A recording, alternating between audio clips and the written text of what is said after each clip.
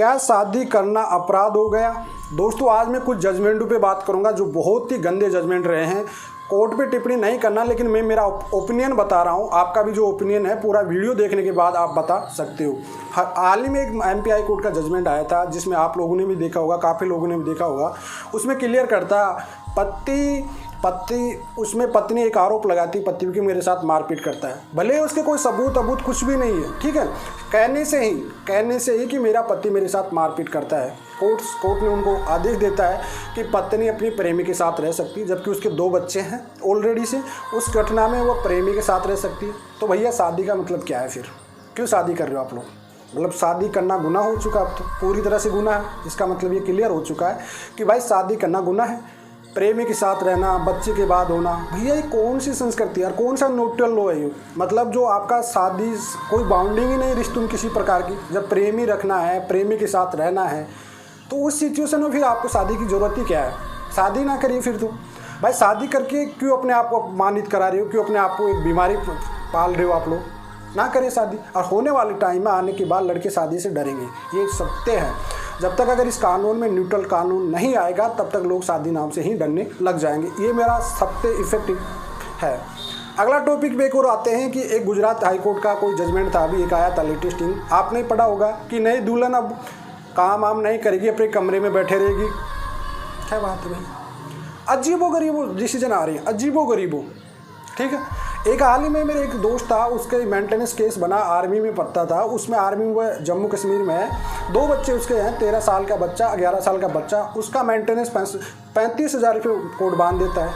और ये और कहता है ऊपर से कोर्ट कि आप अपील करिए ऊपर कोर्ट में जाके। क्यों भैया? जब आपके हाथ में पत्नी साथ रह नहीं रही है, उनके साथ में बच्चे उसके साथ रह रहे हैं, फिर भी आप उसको मेंटेनेंस दिला रही हो। 125 की धारा 4 कहती है कि बिना कारण से कोई मेंटेनेंस नहीं दिया जाएगा। कानून को तो आप एक साइड में रख रखे हो, वन साइड एक तरफा कानून आप लागू कर रहे हो सब लोगों पे। शादी कौन करेगा फिर? शादी तो सब डरेंगे फिर। शादी का नाम निशानी आप ख़त्म करते जा रहे हो। आप लिव इन रिलेशनशिप को ज़्यादा अवसर दे रहे हो आप लोग। शादी के बाद भी आप लोग एडल्ट्री ख़त्म कर रहे। आने वाले वक्त में तो मुझे लगता है कि ये एडल्ट्री जिसे आज की डेट पे कोई तलाक मिलता है, जो कि साबित कोई कर नहीं पाता है, लेकिन आने वाले वक्त में एडल्ट्री को भी ये कह देंगे ये कोई भी प्रकार की लीगल नहीं है, लीगल है, और ना कोई इस पर तलाक मिलेगा, कुछ भी नहीं मिलेगा। कोई मतलब ही नहीं रहा फिर शादी का। भाई शादी का तो कोई मतलब ही नहीं रहेगा फिर किसी भी प्रकार से। कानून इतने एक तरफा जा रहे हैं। आपको एक एग्जांपल देता हूँ मैं। विकास दुबे 2000 में कोई मंत्री की, जो अभी गैंगस्टर विकास दुबे था, आपको पता होगा, 2001 में उसने एक मंत्री को मारा था थाने में घुस के, बिना गवाह, कोई गवाह दी नहीं थी, तो वो बरी हो गया था। लेकिन इनमें जो मर्दों के साथ, जो पतियों के साथ अत्याचार हो रहा है, इसमें ना तो कोई गवाह की ज़रूरत पड़ती है, ना किसी की ज़रूरत पड़ती है। मौखिक रूप से कहने मात्र पे उसके 4 या 5 साल खराब हो जाता है, पूरा परिवार हरासमेंट हो जाता है। कोई नहीं सुनता उसकी, ना पुलिस सुन पा रही है, ना कोर्ट सुन पा रही है, ना महिला सेल सुन पाती, कोई भी नहीं सुन पाता। भाई ये न्यूट्रल लॉ कब तक जाएगा? ये कब तक आएगा न्यूट्रल लॉ?